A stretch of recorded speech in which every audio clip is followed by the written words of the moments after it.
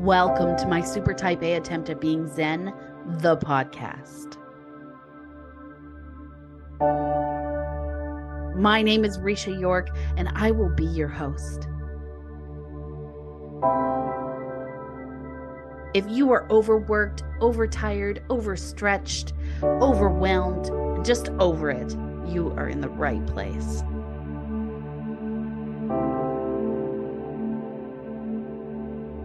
We like to say we are currently working towards Zen-ish. I'm thrilled that you've joined us. Let's see who will be supporting us on our path to Zen today.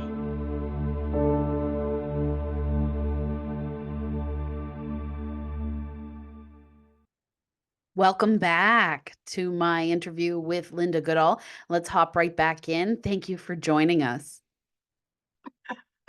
Yeah. So, based on all this experience, you've had so much experience in the community and you've seen so much and you've done so much and you've partnered with all these other charities. And, what do you think is the biggest lesson that you want to share with the audience on your own mental health journey? What? I think, you know what, it was, I don't know, my daughter was 9 and she's 24 now. And I was in a deep depressive state. And I sat her down. I had two other kids. They were, what were they, 7 and 4, I think, or something. And I said, her name's Megan. I said, Megan, Mommy's not well. My brain's not well, but I'm going to the doctor. I'm going to mental health. I'm doing like blah, blah, blah. And she said, don't worry, Mommy. I won't tell anyone. Oh, that's so telling. And I'm like, where did she learn that? Yeah. At 9.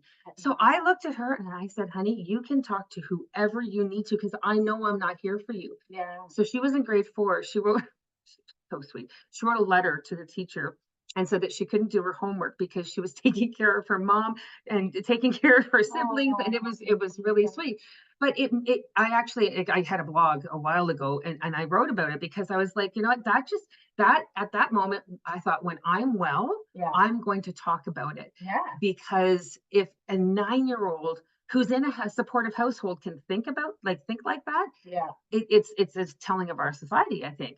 And so I want to make sure that, being able to be vocal, being a leader of my organization and saying, I have bipolar, I've had suicidal ideation. I don't get what it's like to be experiencing homelessness, but I understand the deep hurts that can feel, the mental health challenges that can come along with that.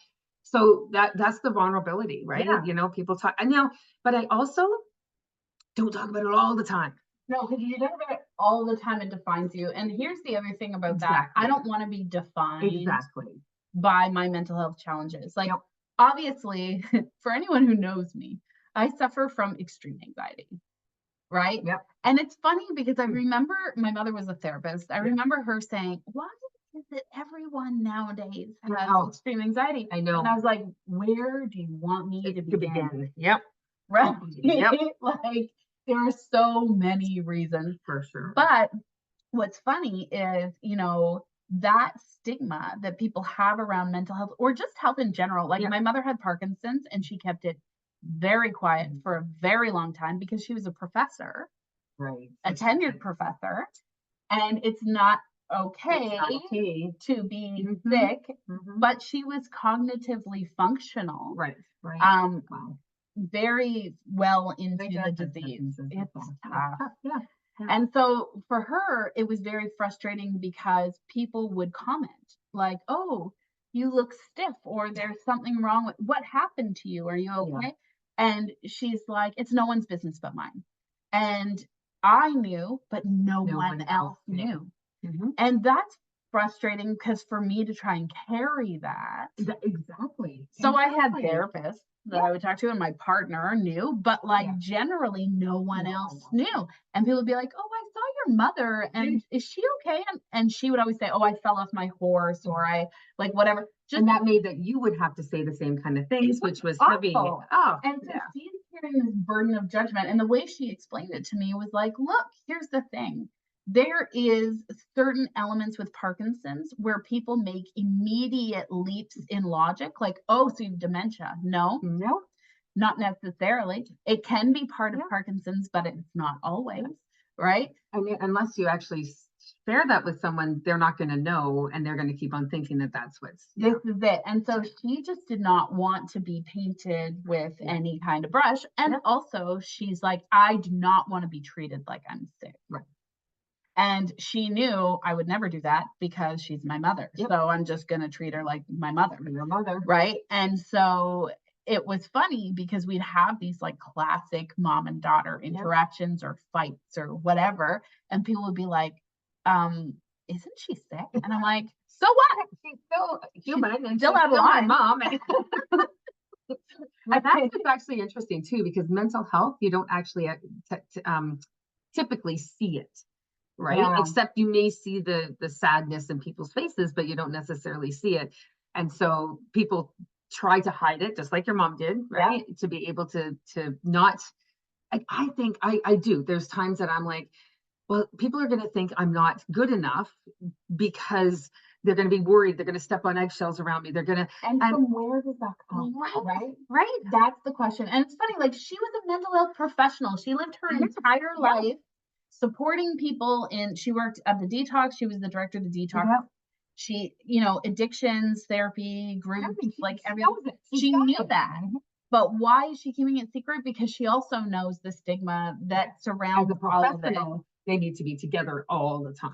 Yeah. And so I found it really interesting. And when she had finally retired and kind of told everyone what was going on, everyone was like, did you know? And I was like, of course I knew. Like, of course. Yeah. Right. Yeah. But then the pain of having to carry that, not share it, that's hard. That is so hard. And asking other people to do that for you is hard. It is very hard. And I don't think it's really fair. Like, and so this is it. Like, no, nothing against your mother. No. But, and I understand why she asked at the time. Yes. So it was like, oh, okay. Yep. I see what you're asking me. And I signed up for it. Yeah. I was like, okay. Yep. But there's also this element of, I don't want to carry that forward. So when I experience anxiety or whatever it might be, I'm very transparent about it. And I use it, frankly, with my clients and in my life to build rapport, to be like, look, I get it. Yes, exactly. Because somebody that understands. I had a gentleman once, and he wanted to have a smoke or something like that. And they were going out at night. And he's like, you don't know what it's like. And I'm like, actually, I smoked for 20 years. And so I do know what it's like. And he's like, well, I have bipolar. And I'm like, so do I. And he's like, well, I'm on medication. I'm like, so am I. I've never experienced what you're experiencing right now, but I understand these parts of it. And so it does. And I get the challenge, and I understand. And I mean, there's an element too, when you're in social work or therapy or mental health support or whatever, of self-disclosure that I feel helps you relate better to your clients or the participants or whatever it might be, so that at least you feel like you have some shared experiences and you're coming from a place where it's like, oh, you do get it. Yeah. You get me. Yeah. And it helps them to feel more seen. Yeah. Oh, absolutely. Absolutely. When I first started, very small little shelter, and I remember I held the door open and people were coming in, and I'm like, hi there. I'm totally new, totally right. Yeah. And and one guy comes by and I'm like, hey, good morning. How are you doing? He's like, I'm good. How are you? And I'm like, I'm good. It's great that you're here. And he actually said, it's good to be seen. Yeah. And so that just also validated that community that people need. Yeah. It's not a want, it's a need, right? Well, and how can you do that in your everyday life and carry it forward? Like, for all of you listening, you might not work in social work, you might not have access to these communities on a regular basis. However, what are things that you can do to help support people in these communities feel seen? What, I don't share this often, and I don't necessarily want to tell the whole world what I do exactly, but for my birthday every year, I do sort of like a acts of kindness thing. Okay. Yeah. And it feels selfish, if I'm being honest, because I go out and I do it and I feel great. Yep. Right. I know. But also I'm very aware of the ripple effect that things like this have on a community. Yeah. And I watch people in our community like you, like the Ripple of Kindness group, like who do yeah. these things on a regular basis, and I watch that ripple unfold across a Absolutely. community. And if it didn't feel good to us, we wouldn't do it. Well, this is it. Right? That sounds selfish. But of course, when somebody gets housed, it's like, that's amazing. Let's celebrate, you know? And does that feel good? It sure does, you know? So it's okay to feel good when you're helping others, as long as you're not helping others for the glory of helping others, right? And that's the difference. Which is why you didn't want to say that. Exactly. Exactly. So you're doing it. I think you're doing it for the right reasons, right? Yeah, and I'm trying to, push it along to my kids too, which is a harder thing to do. But, there's something about that modeled behavior where I feel like I was clearly raised by a social worker. Like, it's obviously she modeled very good behavior for me. And so here I am trying to now model it for my children and pay it all forward. See, I grew up with, my parents are British. They don't talk about anything. Love my parents out there. Never talked about anything. So when it came to issues of me in high school and going into the mental health part, there was like, you just don't talk about it. And it wasn't until that time when my daughter was 9. Yeah. My parents have one of these big medical books, right? And so they opened up this big medical book, and there was a depressive brain and there was a normal brain. Yeah. And they were like, oh my goodness, like, and not that they thought that I was faking it. They never thought No. that, but they didn't understand it. And really until that picture, then all of a sudden it was like, okay, she's not faking it, right? And so it's pretty wild, like what it takes for people to understand. Well, yeah, and like you said, it's generally invisible. Yeah. So it puts you, which is funny because I mean, as someone who is, I would call a pretty strong empath, it's not invisible. It's right. You can tell when you walk along the street and you see somebody's face, you can tell because you're an empath, but like me. And even then, just like how someone carries themselves, how they talk about things. And they'll show those things on memes online or whatever, where they'll show someone really happy and they're like, this is the depressed person. And I'm like, yes, but it's not how they say it always. Sometimes it's what they say. Sometimes it's how they say it, not what they, you know what I mean? Like it's, absolutely. but if you're listening, it's there. If you take the time to listen, because that's another thing in our society, we don't take the time as much because we're so busy. Hate the word busy, but we're so busy that we're going on to the next thing. So, you see that friend that looks a little sad and you're like, oh, I just don't know if I have it in me. So you turn down a different aisle at the grocery store, right? We've all done it. Or someone who says, hey, we should get together. And you're like, yeah, absolutely. And then you get another message for them maybe a couple weeks later, hey, we should get together. And you're like, right, yeah, I have to plan that. Yeah. And then you hear it again. And then when you actually do have a conversation with them, they make some kind of sideways comment like, oh yeah, like I just, for my own mental health, need to blah, blah, blah. And it's like they're giving you all these little breadcrumbs, right? And not to, if you don't catch it, it's not your fault. No. But I'm just saying these breadcrumbs are everywhere. They are. And so if we have stopped and we are present with someone and we are listening, then it makes us more in tune with what's happening, and we're able to connect to it and say, oh, actually, I think I see what you're asking for. Most people are not good at directly being like, hi, I need help and support.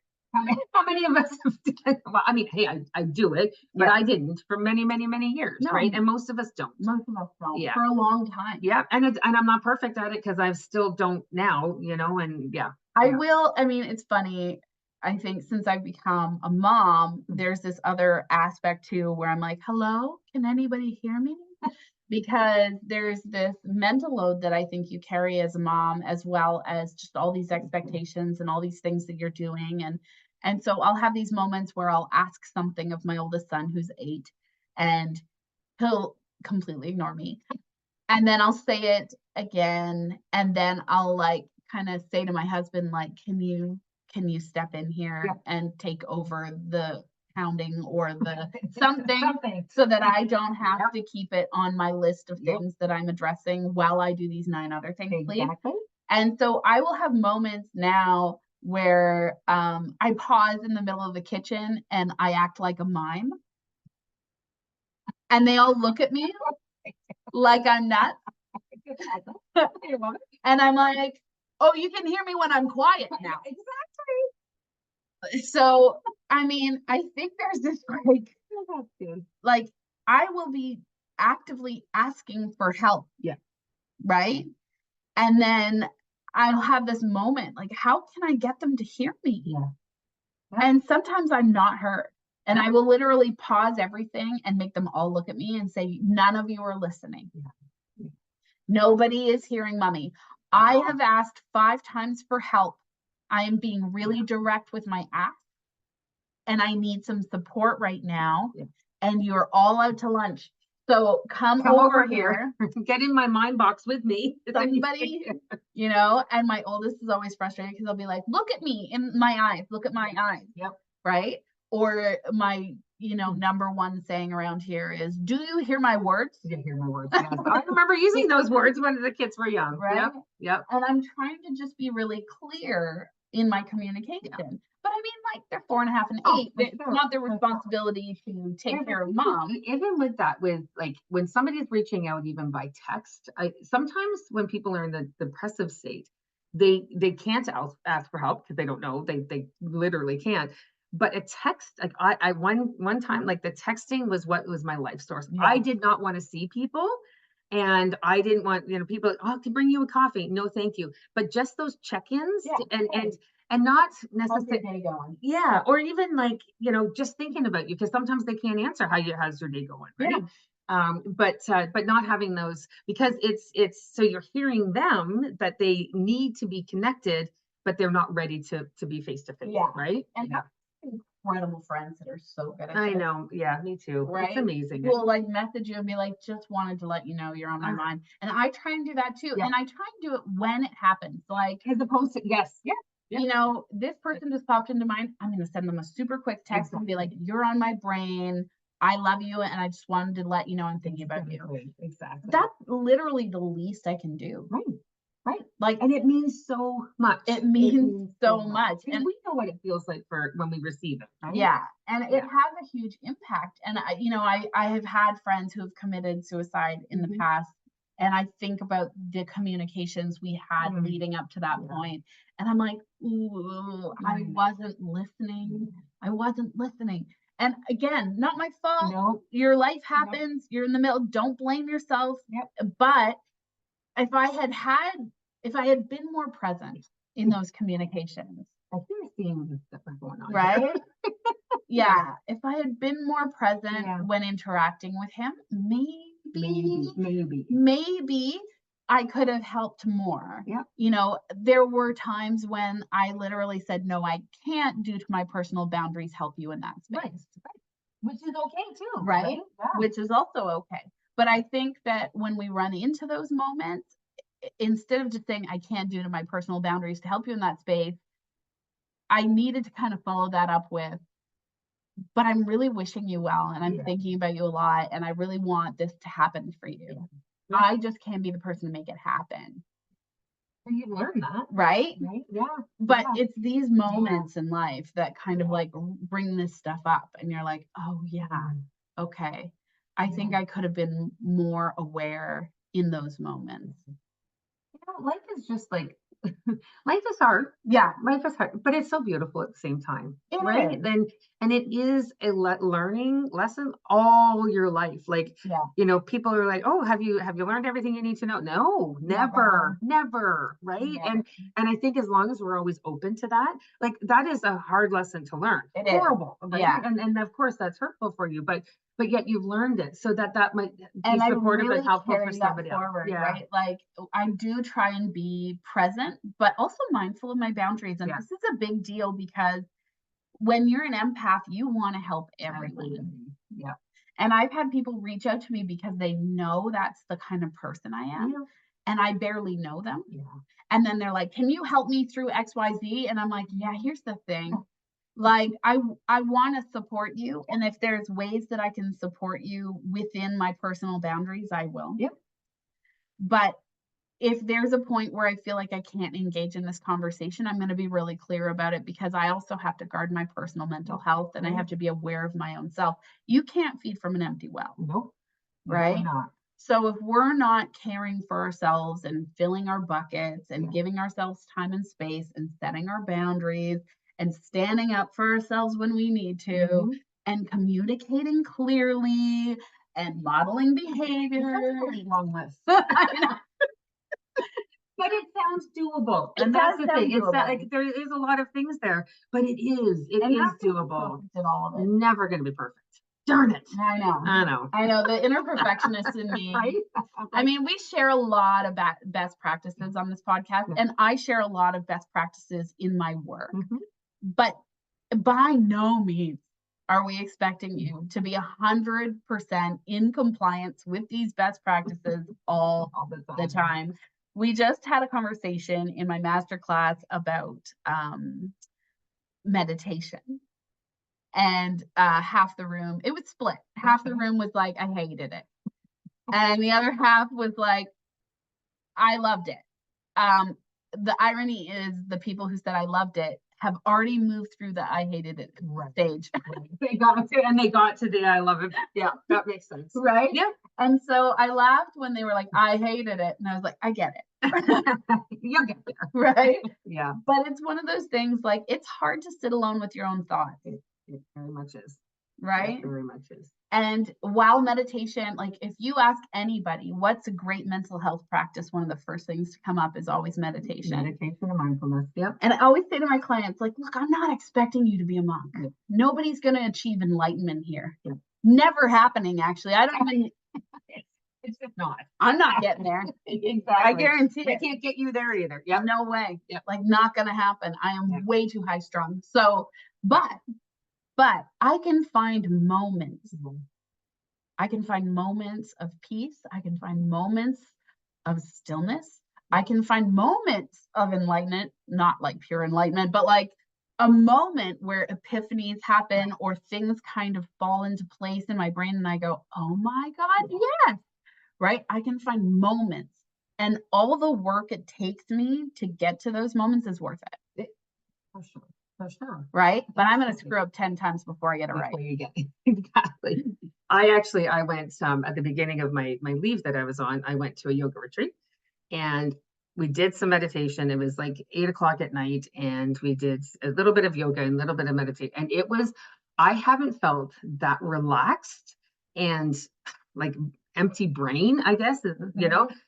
I don't know how long now. So for me, it was that's guided. It was somebody there guiding me through.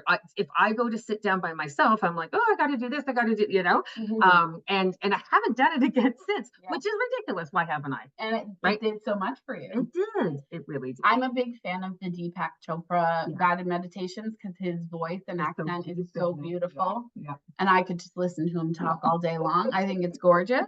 So I like his stuff, but there's a few that I'll listen to and be like, yeah, okay. I find a guided meditation helpful, but I also find, sort of how you were saying you pick a word off the top of the year to kind of help you through. I do that for meditation. So I pick 5 words and I literally visualize the words. Yeah, that's great. And then I try and think of what those words feel like in my body. So if I said the word happiness, I literally picture HAPPINESS. I see the words like very Sesame Street style. What color it is. The color, the whole thing. And then I try and think like, what color would it be? And how does that feel when I'm in my body? How does happiness feel? And your body has an immediate reaction to the word. Yeah.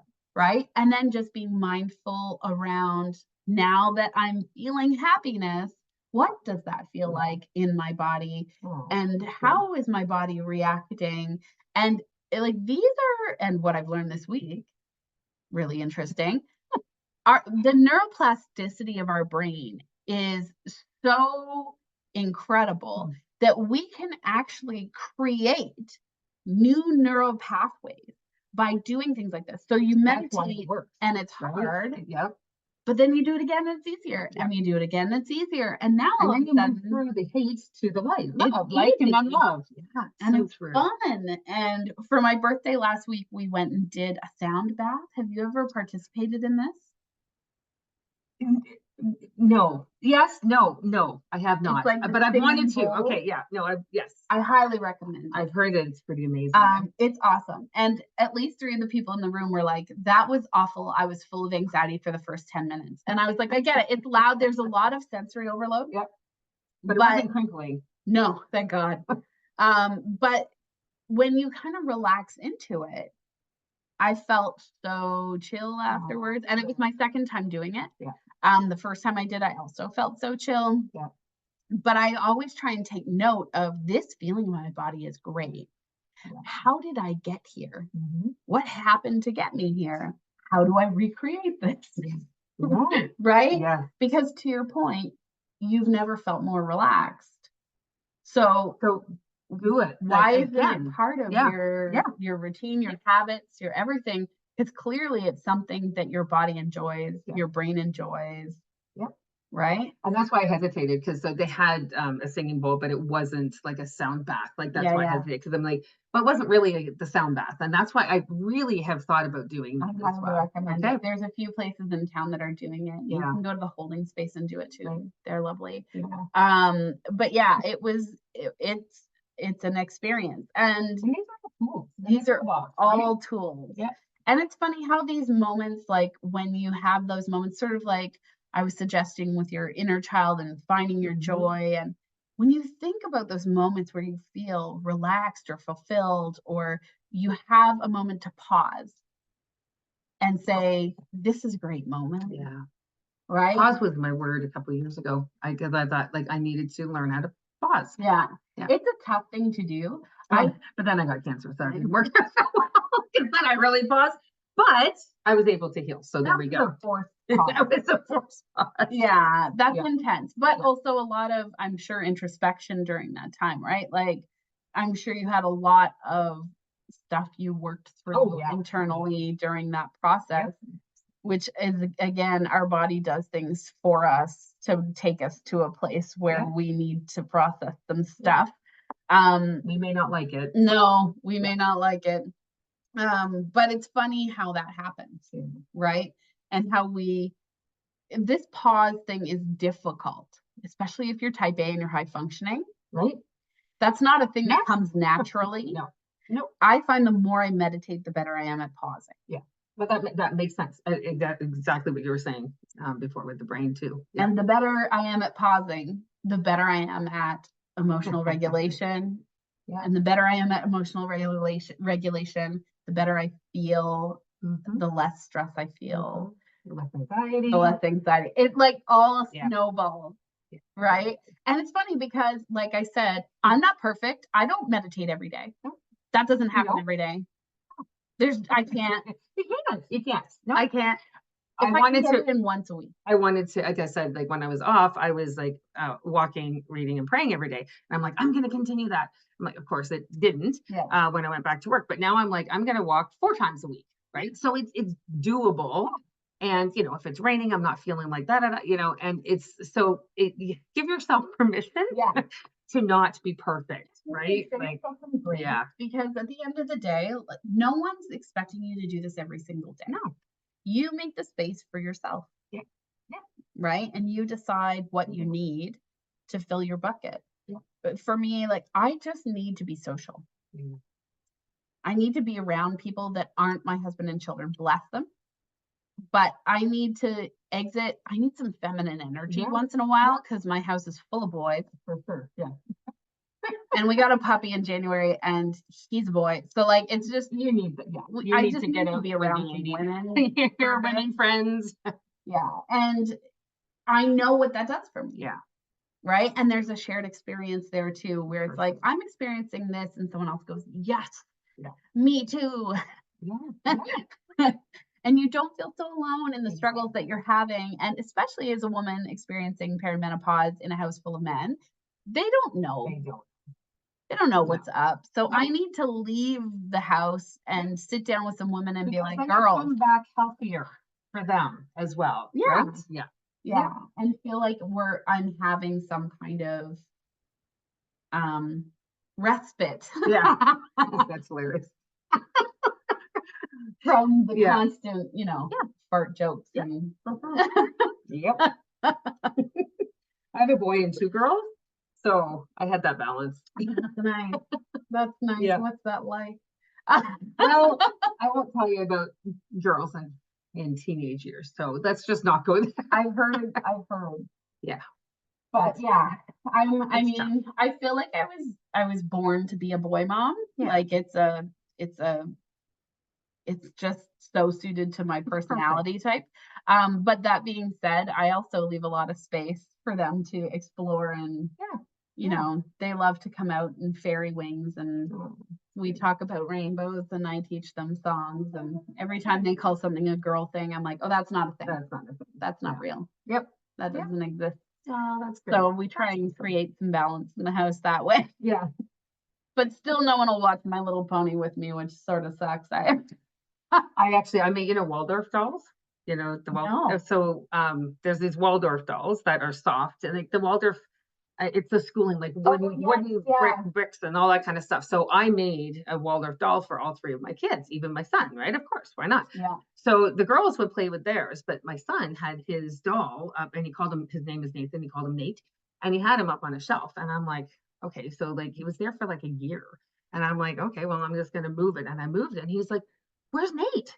And I'm like, well, you weren't playing with him. He said, I talked to him every night. I was just like, that was, it was so nice. I had no idea, right? And even though it was sitting on a shelf, it was something that I made him.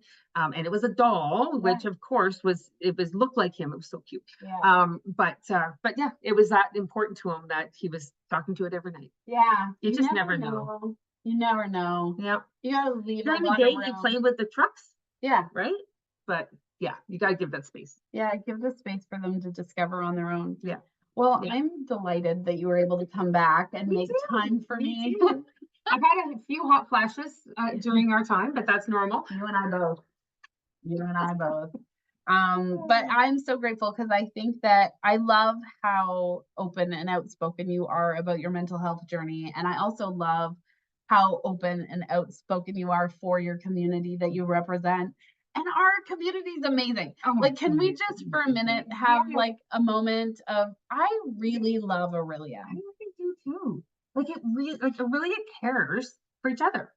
Like it really does. It's a community like no other community. It's the wildest place I've ever lived. Yeah. Because I was trying to explain it to someone the other day and I was like, they raise as much money as the large cities for like coldest night of the year. But yeah, we are actually the top per capita raising for because it was over $200,000. Yeah. And I think it was seventh in total raised out of 200 and something places across Canada. Yeah. And it was like, what? Yeah. What? But this is what I find about this city. Yeah. People are so altruistic and willing to give and willing to support and willing to create community. And willing to learn. Yeah. Well, I think that's one of the biggest things. It's like, instead of just judging, right? Yeah. It's like, why is this happening? Yeah. Let me share that with you, right? Yeah. So I think it's so true. I like to credit, a little bit of the Mariposa Folk Festival because I feel like we're full of hippies here. My goodness, yeah. And I love it. Oh, awesome hippies. Like I love it. And so there's a lot of social justice minded people in town. Sure. And where, maybe the boomer generation might be painted with the same brush. It's not the same here, I don't think. No. And I also feel like it's just a really neat community where everybody comes together with their own talents and their own passions, and everybody seems willing to support it. Yes, right. And it doesn't matter who you are, your background, your race, your faith, or anything. It's like we're all together. Yeah. Right. And I think it's cool. I think it's really cool. I mean, obviously that's been my experience. Yeah. Maybe people have had different experiences here for sure, but it was a big point in us deciding to move here because it felt like Kensington Market if it were a town. Right. Okay. Yeah. When we moved up here. I've never heard it described like that, but I could see that. Because it's like artsy and like there's just a lot going on and it's cool. So I mean, it's a neat community to be part of. And I also feel like the leadership in Aurelia, the people that I meet through not-for-profit organizations and in the social work world, Yep. through the hospital. OSMH is incredible. I can say that Canadian healthcare is reactive, but I can also say that I've never had Right. the kind of support that I've experienced through the OSMH. And what I love too is like I'm part of the Couchining Ontario Health team. So it's the hospital is also working with nonprofits all around so that again coming together. So it's not perfect, it will never be perfect, but they're working, Yeah. right? Like there's listening to different voices as opposed to just the medical And I think voice. that's so important. Yeah. Right. And the diversity that they're bringing to the table because of that, I think is also so important. There's voices that are being heard that have not been heard. Yeah. And that's magical. So we're lucky to be part of this community. And I think it's important to highlight these stories. And if you like what Linda has to say and you want to support her passion, the Lighthouse is always accepting donations. Always. Yeah. We're a nonprofit. Yep. Yeah. So check them out. What's the website? AureliaLighthouse.ca. Perfect. So hop on there and shoot them some money, and anything matters. Anything.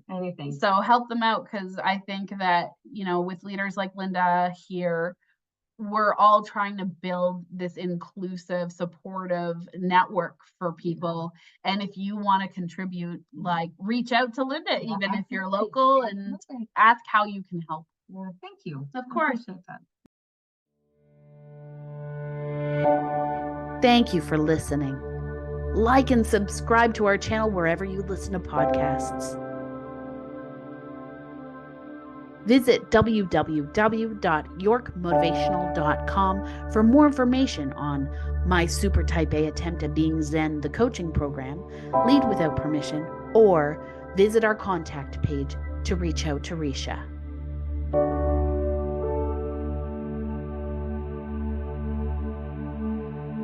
Wishing you all continued balance and fulfillment on your road to Zen.